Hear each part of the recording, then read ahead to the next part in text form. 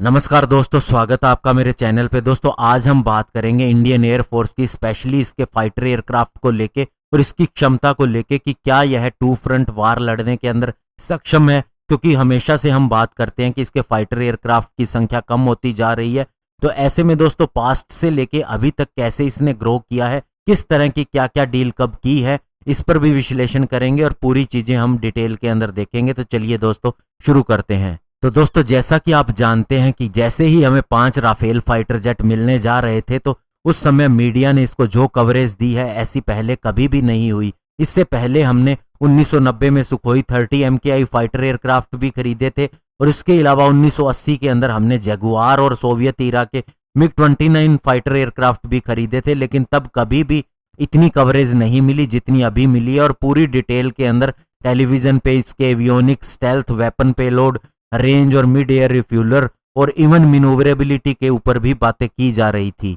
अभी Indian air force के पास 33 squadron है, जिसके अंदर हर स्क्वाड्रन के अंदर 16 एयरक्राफ्ट और 2 ट्रेनर एयरक्राफ्ट शामिल है। इस हिसाब से 500 के लगभग हमारे पास फाइटर जेट हो जाते हैं जो टू फ्रंट वार के लिए सक्षम है। लेकिन दोस्तों क्या ये सही होगा कि हम 42 फाइटर स्क्वाड्रन की बात करें और साथ ही अगर हम इस चीज को ध्यान में रखें जैसे कि दोस्तों मिड लाइफ अपग्रेडेशन, जैसे कि अटैक हेलीकॉप्टर भी हमारे पास है, एयरबोर्न वार्निंग और कंट्रोल सिस्टम भी है, तो कितनी लॉजिकल है 42 स्क्वाड्रन का होना। तो दोस्तों आपने इंडस्ट्री आइकॉन और Indian aviation pioneer JRD Tata का नाम सुना होगा।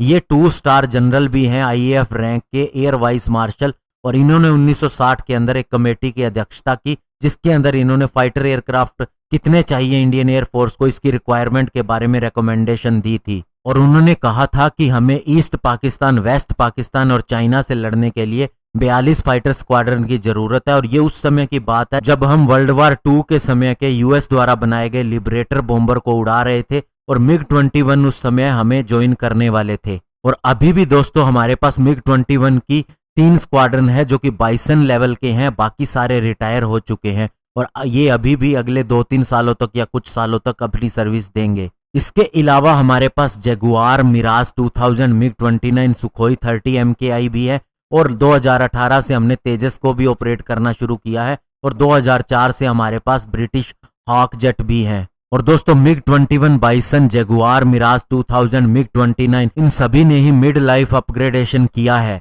जिसके अंदर इनके एवियोनिक्स को भी और इनके हार्डवेयर को और सॉफ्टवेयर को भी इंप्रूव किया गया है। इसके अलावा अभी हमें जो राफेल मिला है ये 4++ जनरेशन का है और ये एवियोनिक्स के मामले में और वेपन के मामले में सबसे अपग्रेडेड फाइटर जेट होगा हमारी एयरफोर्स के अंदर।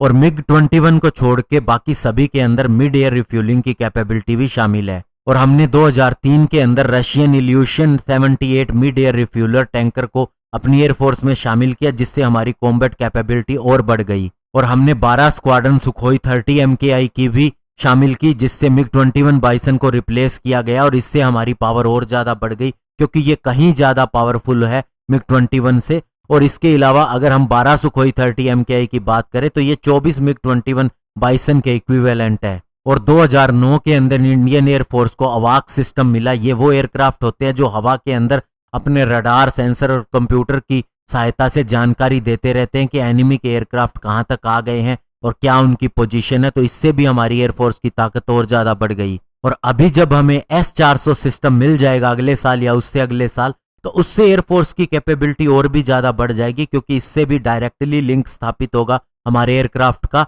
हमें surface to surface missile use करने का भी मौका मिल जाएगा और इसके अलावा और भी हमारी कई तरह की जरूरतें पूरी हो जाएंगी। और इसके अलावा दोस्तों बात आती है अटैक हेलीकॉप्टर की, तो इसके अंदर भी हमारे पास US बिल्ट अपाचे हेलीकॉप्टर है, सोवियत इरा के Mi-25 35 है और HAL made advance light helicopter भी है और अब जल्द ही LCH भी शामिल होने वाला है। तो इसके अंदर भी हमारे पास काफी कुछ है। वहीं दोस्तों अगर हम पाकिस्तान की बात करें तो उसके पास 450 फाइटर एयरक्राफ्ट है, जिसके अंदर 18 F-16 ऐसे हैं जिनके अंदर थोड़ी बहुत कंटेम्प्रेरी टेक्नोलॉजी है, बाकी सारे दोस्तों पुराने वर्जन के हैं। और JF-70 का वह दावा करता है, लेकिन यह कितना पावरफुल है अभी कुछ नहीं कहा जा सकता। लेकिन ये जरूर है कि बालाकोट के बाद रिटेलिएट करते हुए उन्होंने मुख्यतः F-16 का ही इस्तेमाल किया था और JF-17 को केवल कवर देने के लिए ही इस्तेमाल किया गया था। और वहीं अगर हम चाइना की बात करें तो उसके पास 2100 फाइटर एयरक्राफ्ट है, लेकिन ये भी दोस्तों रिवर्स इंजीनियरिंग के तहत बनाए गए हैं। कुछ एक रशियन फाइटर जेट हैं,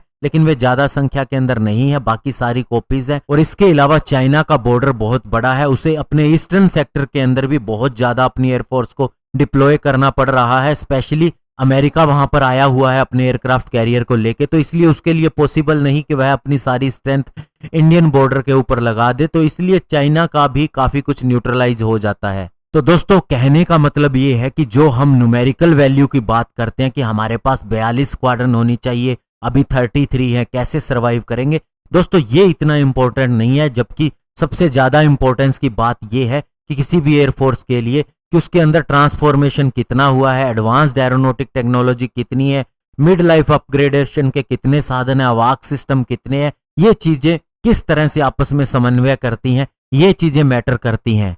और इंडियन एयरफोर्स को सबसे ज्यादा तरह के एयरक्राफ्ट उड़ाने का, उन्हें इस्तेमाल करने का एक्सपीरियंस है, जो दुनिया में किसी और एयरफोर्स के पास नहीं है। और साथ ही एक लंबा एक्सपीरियंस है, पुराने 1947 से पहले का एक्सपीरियंस है। तो इंडियन एयरफोर्स बहुत ही ज्यादा कैपेबल और सक्षम है। और अभी जब राफेल फाइटर जेट आ गए हैं और S-400 आने वाला है, तो इसकी कैपेबिलिटी कितनी और ज्यादा बढ़ जाएगी, ये चाइना को भी पता है और पाकिस्तान को भी पता है। और हमने ऑलरेडी अपने लोकल फाइटर जेट तेजस के ऊपर काम करना शुरू कर दिया है। अभी MK-1A जो मिलेगा दोस्तों, वो पूरी तरह से कंप्लीट एक फाइटर एयरक्राफ्ट होगा, उसके अंदर किसी भी तरह की कमी नहीं होगी। और उसके ऊपर वेपन सिस्टम की बात करें तो वो चाइना और पाकिस्तान दोनों से अपग्रेडेड होगा। अभी माइका मिसाइल और मिटियोर मिसाइल भी उसके ऊपर लगाई जा सकती है, क्योंकि माइका मिसाइल का हमने सुखोई 30 के साथ परीक्षण कर लिया है। तो ऐसे में दोस्तों तेजस जब मीडियम वेट फाइटर आएगा, तब हम कह सकते हैं कि अब हमें बाहर से किसी भी तरह के फाइटर एयरक्राफ्ट की जरूरत ही नहीं है। और इंडिया अब इसी की तरफ ही आगे बढ़ रहा है। और खुद की टेक्नोलॉजी, सारी चीजें खुद से डेवलप करने का मतलब है आत्मनिर्भर होना। तो ऐसे में दोस्तों अभी इंडियन एयरफोर्स बहुत ही सक्षम है चाइना और पाकिस्तान से। धन्यवाद, जय हिंद।